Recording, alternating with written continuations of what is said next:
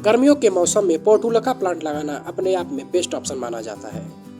इस पौधे के फूल बेहद रंग बिरंगे और काफी खूबसूरत होते हैं। यह फूल सुबह खिलते हैं और शाम को मुरझा जाते हैं, लेकिन जब यह फूल सुबह खिलते हैं तो पूरा बगीचा रंग बिरंगे फूलों से भर जाता है, जो कि देखने में काफी खूबसूरत नजर आता है। लेकिन जैसे जैसे समय बदलता है वैसे ही फूलों की देखभाल करना काफी मुश्किल हो जाता है।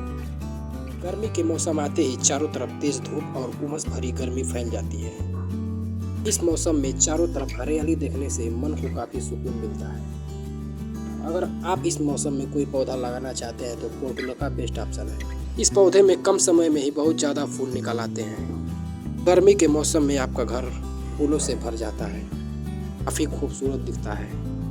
ऐसे में आप पोर्टुलाका का पौधा अपने घर में आसानी से लगा सकते हैं।